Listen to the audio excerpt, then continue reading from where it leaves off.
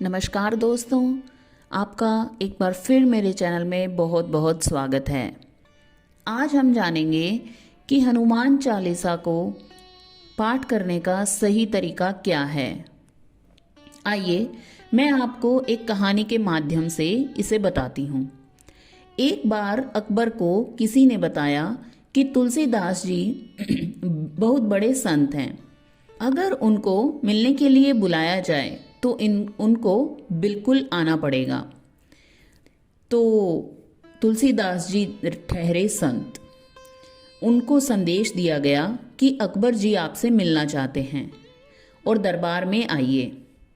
तुलसीदास जी ने कहा कि मैं अपने राम जी को छोड़कर किसी भी आदेश का पालन नहीं करता हूँ, इसलिए मैं आपके दरबार में नहीं आ सकता और मेरा आपसे क्या लेना देना।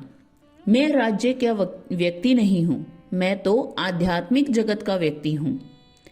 तो अकबर को यह संदेश उसके संदेशवाहक ने दिया और कुछ उल्टा सीधा भी उनके कान में भर दिया कि तुलसीदास जी एक हिंदू हैं, वो काफिर हैं और देखिए वो आपके सामने अपना ऊंचा सिर लेकर खड़े हुए हैं।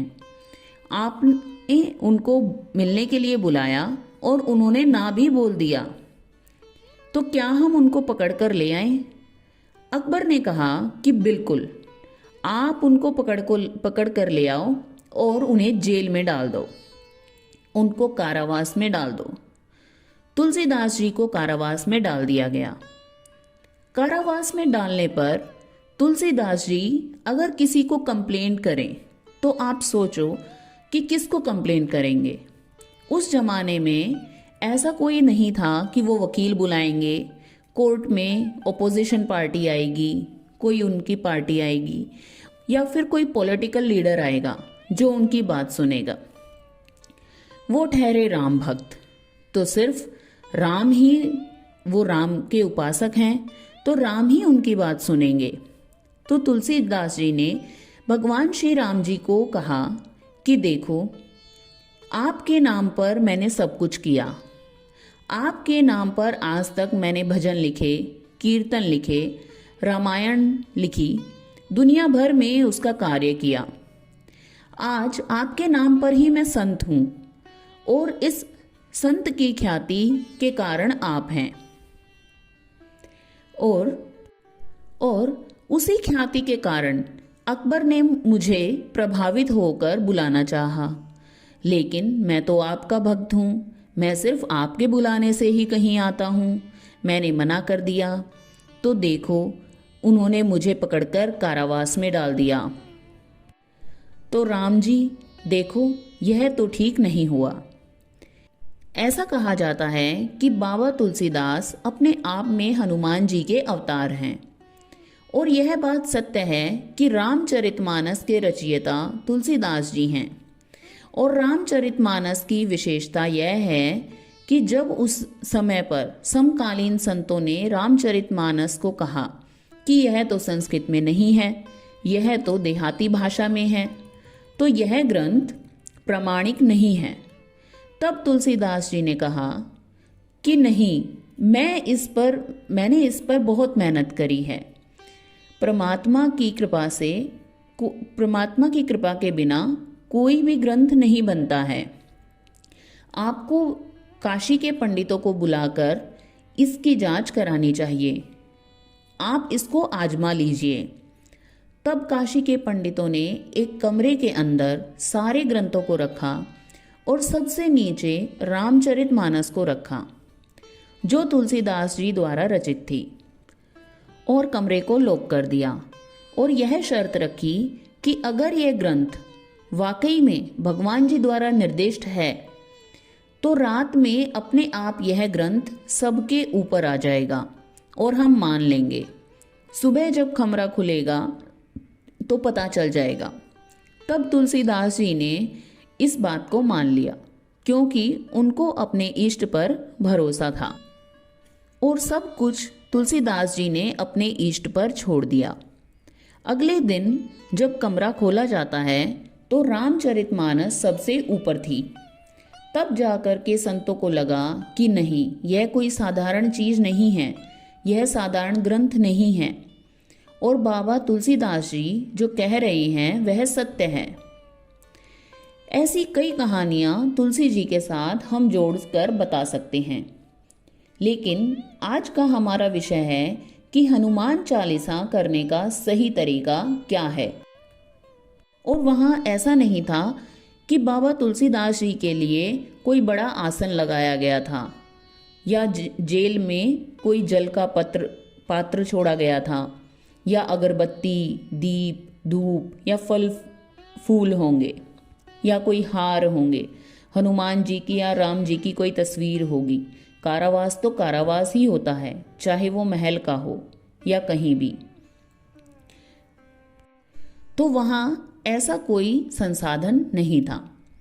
और उसी वेदना के स्वर में और उसी वेदना के समय में तुलसीदास जी ने राम जी के विशेष दूत हनुमान जी का आह्वान किया और उन्होंने हनुमान चालीसा का प्रारंभ किया उसी जगह से, कारावास से।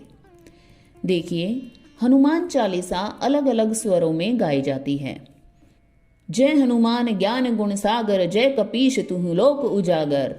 देखिए, यह वीर रस है, यह वीर रस का स्वर है। गुजरात के अंदर बहुत अलग अलग स्वरों से इसको गाया गया है और बजाया जाता है। तो बाबा तुलसीदास ने भी जिस भी स्वर में यह गाया होगा वह महत्वपूर्ण नहीं है, लेकिन देखिए इसमें शब्दों का कोई भी फेर नहीं है। अनंत काल से हनुमान चालीसा ऐसी की ऐसी ही चली आ रही है। और जब वह हनुमान चालीसा अपने अंतिम सोपान पर पहुंचती है तो ना जाने कहां से हजारों वानरों ने धावा बोल दिया महल पर और पूरे महल में वानर तोड़ फोड़ कर देते हैं। अब आप देख लीजिए कि अकबर की क्या हालत हुई होगी। अकबर बिल्कुल परेशान कि इतने वानर तो मैंने आज तक नहीं देखे। तो शायद उन्होंने बीरबल से पूछा होगा, बीरबल ने ही उनको बताया होगा कि महाराज आपने गलत दांव खेल लिया है। यह जो अंदर संत हैं यह कोई साधारण संत नहीं हैं, ये तो अवतारी पुरुष हैं और संतों को कभी कमज़ोर नहीं समझना चाहिए। हाँ, उनके कपड़े, उनके व्यवहार, उनके सौजन्य से, उनकी सज्जनता से संतों को आप कमज़ोर नहीं समझ रहे। संतों को आप कमज़ोर मत समझो, क्योंकि संत हाथ जोड़कर बात करते हैं और हाथ खोल कर भी बात करते हैं। और अब तो उन्होंने अपना हाथ खोल दिया।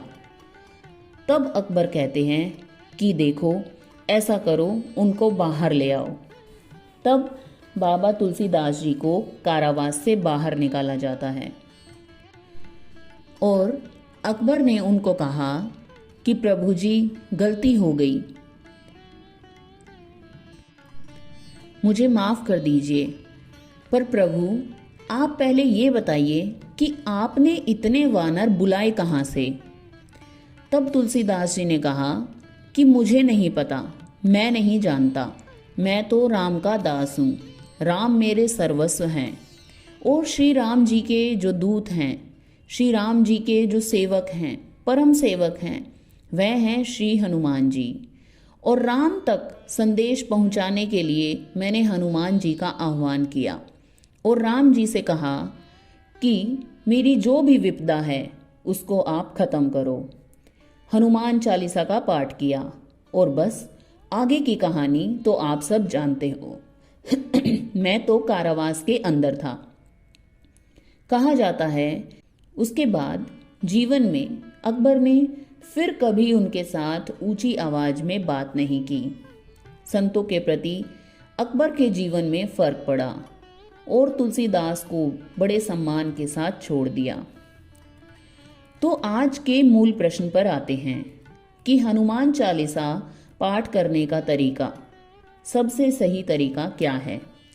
तो आप इस कहानी के माध्यम से समझ गए होंगे कि तुलसीदास जी ने जो पहली बार मानो हनुमान चालीसा लिखी, कही या पढ़ी, जो भी किया, उसमें कोई संसाधन नहीं था, बस एक चीज़ थी, वह है वक्त की भावना। आपकी भावना क्या है? आपके देश, काल, परिस्थिति, पात्रता उसमें नहीं देखी जाती। आपकी भावना, आपकी इंटेंशन क्या है, बस यह देखी जाती है। आपने लोकल ट्रेन में देखा होगा कि सुबह उठकर बेचारे जो काम करने वाले आते हैं, अर्बन थाना से, डोंबिवली से, कल्याण से, अमरनाथ से, करजत से चल कर जो आते हैं CST तक, चर्च गेट तक, मलाड, बोरीवली तक, उन डब्बों में हनुमान चालीसा चलती रहती है और हनुमान चालीसा के पाठ वे गाते रहते हैं। वह ट्रेन में खड़े रहते हैं, उनके पास कोई संसाधन नहीं होता, ना ही अगरबत्ती, ना फल फूल, ना ही धूप, ना कोई फोटो होता है। कोई कुछ ले आया तो ले आया, बस उसमें एक चीज़ होती है और वह है भावना। उसमें एक राग होता है, एक लय होती है, एक समर्पण होता है। और यह फालतू के फिल्मी गानों के चलने की बजाय हनुमान चालीसा जो कि ट्रेन में चलती है, वह कितनी सुखदाई है। जो उसको सुनता है उसका भी कल्याण, जो उसको गाता है उसका भी कल्याण, और जो सिर्फ मूक दृष्टा बनकर उसका भी कल्याण। देखिए, अगर आप हनुमान चालीसा किसी आसन पर विधिवत बैठ कर करते हैं तो यह बहुत ही अच्छा है, अति उत्तम है। बस आपने अपने सामने जो अगरबत्ती या दिया या कुछ भी व्यवस्था जो छोटी मोटी की है, वह भी बहुत अच्छा है। और कुछ भी नहीं है, सिंपल तरीके से किया है तो वह भी ठीक है। आप आसन पर बैठकर कर सकते हैं तो यह, और हाथ जोड़कर या किसी मंदिर में कर सकते हैं, या आपको कोई भी स्थान जहां आपको लगे कि वहां मुझे मेरे परमात्मा से मिलन मुझे महसूस होता है, वहां पर आह्वान करते हैं तो वहां पर भी अच्छा है। देखिए, पर जब कभी हम अनुष्ठान करते हैं किसी चीज़ का, उसके लिए थोड़ी बहुत पवित्रता हमें देखनी चाहिए। अनुष्ठानात्मक रूप से जब हम करते हैं तो उसकी थोड़ी विधियां हमें देखनी चाहिए, उसका हमें ध्यान रखना चाहिए। नहीं तो आप इसको कहीं भी गा सकते हैं, आप हाथ जोड़कर, आंखें बंद करके या आंखें नहीं बंद करके, बस आपको आपके अंदर भावना होनी चाहिए परमात्मा से मिलन की। अब आते हैं कि क्या स्त्रियां इसका पाठ कर सकती हैं? हाँ, बिल्कुल कर सकती हैं। देखिए, जब हनुमान जी पैदा हुए थे तो क्या माँ के पेट से पैदा नहीं हुए थे? देखिए, माँ तो माँ ही होती है, माँ सबके लिए माँ होती है, तो स्त्रियां भी इसको कर सकती हैं। बस आपको अपनी शुद्ध और अशुद्ध का ख्याल रखना चाहिए। अब अगला प्रश्न है कि जो जल हम अनुष्ठात्मक रूप में लेते हैं, उस जल का क्या करें? तो देखिए, उस जल के बहुत सारे प्रयोग हो सकते हैं। आप चाहें तो उसके छींटे पूरे घर में चारों कोनों पर लगा दें, या उसको ग्रहण भी कर सकते हैं, या उसको जो बच जाए उसको पौधों में डाल सकते हैं, या जो बीमार व्यक्ति है आपके घर में आप उसको पिला सकते हैं, या क्योंकि देखिए वह जल चार्ज हो गया है, वो चार्ज वाटर है, आपको उसको ज़रूर ग्रहण करना चाहिए, आपको उसे वेस्ट नहीं करना है। आप उसको बीमार व्यक्ति को या अपने घर में या तुलसी में या किसी पौधे में ज़रूर डालिए, नहीं तो आप उसको खुद भी ग्रहण कर सकते हैं। अब आप समझ गए होंगे कि कुल मिलाकर के प्रभु का नाम किसी भी परिस्थिति में लेना उत्तम है, उत्तम है और उत्तम है। आप बिल्कुल संकोच छोड़ दीजिए, आप बस कदम आगे बढ़ाइए। परमात्मा आपको स्वयं मार्ग दिखाएंगे, परमात्मा स्वयं आपके गुरु की व्यवस्था करेंगे। बस आप प्रार्थना करें, उपासना करते रहें, आगे बढ़ते रहें। भगवान श्री राम आपका मार्ग प्रदर्शित करेंगे। हनुमान जी की कृपा आप सब पर हो। आज के लिए इतना ही, फिर मिलेंगे। धन्यवाद।